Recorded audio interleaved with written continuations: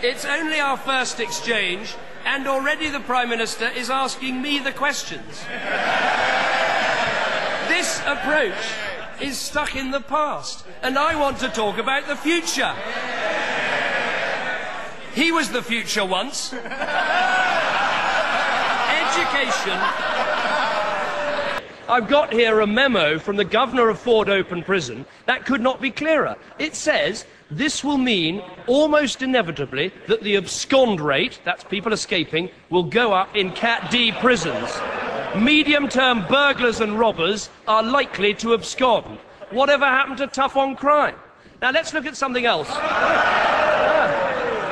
Hold on a minute. I know you've only got a few more goes. Let's look at something else. Now, when the debate is held in the country, people will choose our policies and reject theirs. I tell you what, if you've got some questions about our policy, find a bit of courage, discover a bit of bottle, get in your car, go down to Buckingham Palace and call that election. The Prime Minister now tells us he was planning to change the rules on inheritance tax and non-doms all along. He is treating the British people like fools.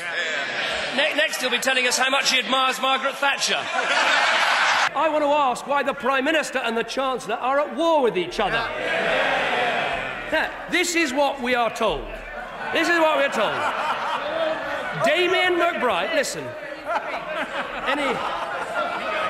Any closer and they'll start kissing. Well, first of all, he raises the issue of the Foreign Secretary. Let me tell you, I think we have an excellent Foreign Secretary. And when it comes to it, there's only one person I can remember round here knifing a Foreign Secretary, and I think I'm looking at him. There we are. But let me, Mr. Speaker, let me be very fair to the right honourable gentleman. I followed very carefully his interview on Desert Island Discs, and I think it's fair to say he's no longer a follower of Marx. He's loving Engels instead.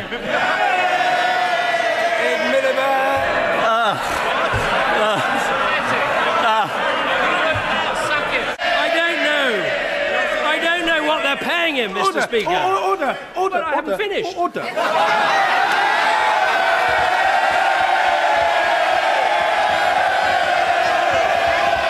But Mrs. Bone wanted to know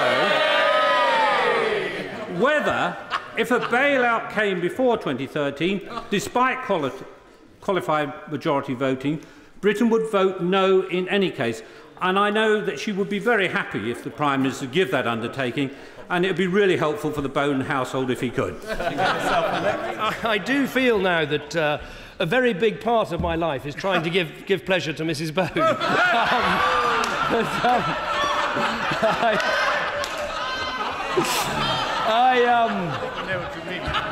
I feel on this occasion I can only go so far. I wish the Shadow Chancellor would occasionally shut up and listen to the answer. I don't know whether...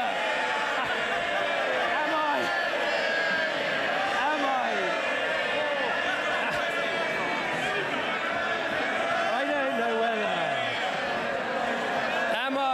I will try and come... I don't know whether... Order! Other members can now follow the Prime Minister's advice to the Shadow Chancellor. We need a bit of order. The Prime Minister. I may be alone in finding him the most annoying person in modern politics, but anyway, I'm sure... No. I think... I've got a feeling the Leader of the Opposition will one day agree with me, but there we are. What we need to do, both in Britain and Europe, is to combine the fiscal deficit reduction, which has given us the low interest rates, with an active monetary policy, with structural reforms to make us competitive, and with innovative ways of using our hard-won credibility, which we wouldn't have if we listened to the muttering idiot sitting opposite me.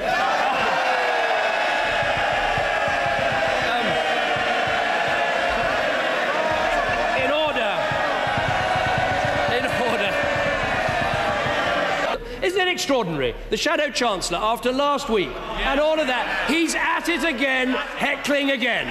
But we learned something last week. He can dish it out, but he can't take it. Ah, we've got a new hand gesture from the Shadow Chancellor. Yes. I would have thought after today's briefing in the papers, the hand gesture for the Shadow Chancellor should be bye-bye. You don't need it to be Christmas to know when you're sitting next to a turkey. Mr. Speaker.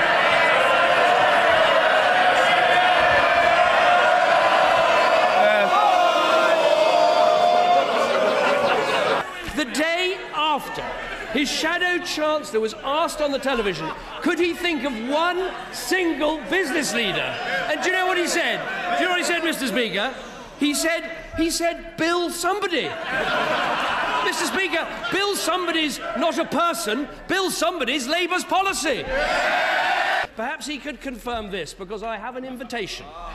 He is going to make a major speech tomorrow, and I've got the invitation. This is the invitation that's been sent out. Ed Miliband is going to make a major speech on the economy on Thursday. It won't have any new policies in it. Well, let me welcome the Right Honourable Gentleman back and congratulate him again on the birth of baby Samuel. I very much know what it's like, the noise, the mess, the chaos, trying to get the children to shut up. I'm sure it was lovely to have 2 weeks away from it all. Well, first of all, let me again welcome the Honourable Gentleman to his place. It's good to see such a high turnout of his MPs. Let me answer him very directly. Mr. Speaker, beer and bingo may not exactly be the bread and circuses of our age, but as leading lights of the coalition rush forward to express their love for them, will the Prime Minister dissociate himself from the snobbish and disdainful comments made by his party chairman? Can I thank the Honourable Gentleman for once again advertising the fact that this government is cutting the tax on bingo operators, and quite right, because their industry was decimated by Labour. And can I thank him also for pointing out the Chancellor's approach of cutting beer duty, because we want to back responsible drinkers and because we back the pub trade. And yes, I'm sure the Honourable Gentleman, Right Honourable Gentleman sitting opposite, enjoys a game of bingo. It's the only time he ever gets close to number 10.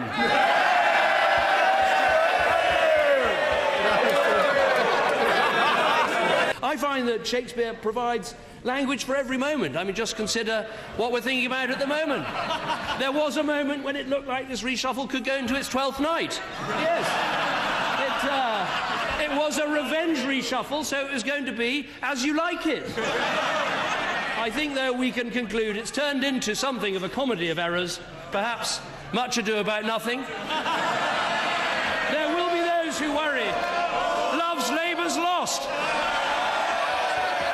But I have to say to him, it has come to quite a strange set of events when you have the House of Commons voting for something 5 times, when there is absolutely no rebellion amongst Conservative members of Parliament or indeed amongst Conservative peers, and the Labour Party is left defending and depending on unelected peers in the House of Lords.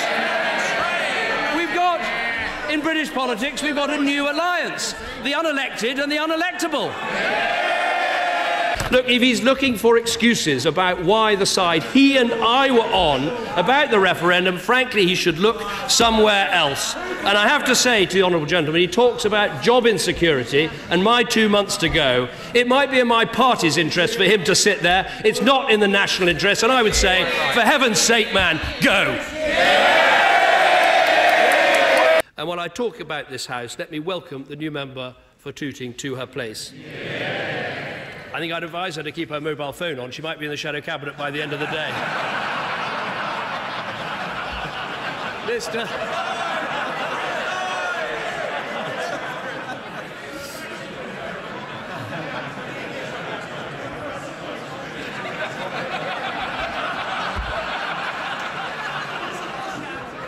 And I thought I was having a bad day.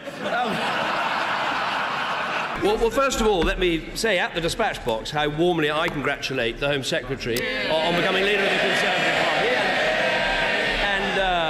when it comes to women prime ministers, I'm very pleased to be able to say pretty soon it's going to be 2-0. And not a pink bus in sight, Mr. Speaker. And to be accused of sloth in delivery by the right honourable gentleman, let's just take the last week. We both have been having these leadership elections. We got on with it. We've had resignation, nomination, competition and coronation. They haven't even decided what the rules are yet.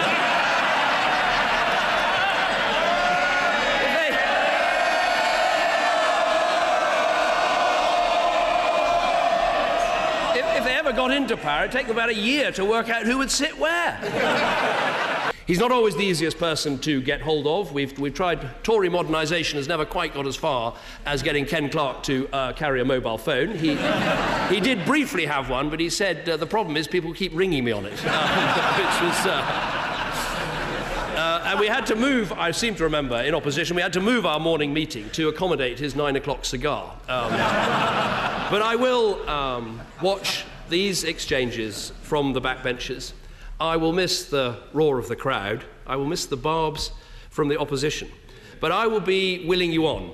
And when I say willing you on, I don't just mean willing on the new Prime Minister at this dispatch box, or indeed just willing on the front bench defending the manifesto that I helped to put together. But I mean willing all of you on, because people come here with huge passion for the issues they care about. They come here with great love for the constituencies that they represent.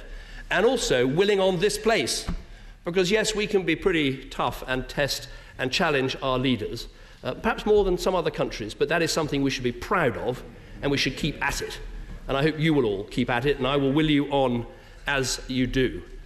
The last thing I'd say is that you can achieve a lot of things in politics. You can get a lot of things done, and that, in the end, the public service, the national interest, that is what it's all about. Nothing is really impossible if you put your mind to it. After all, as I once said, I was the future once.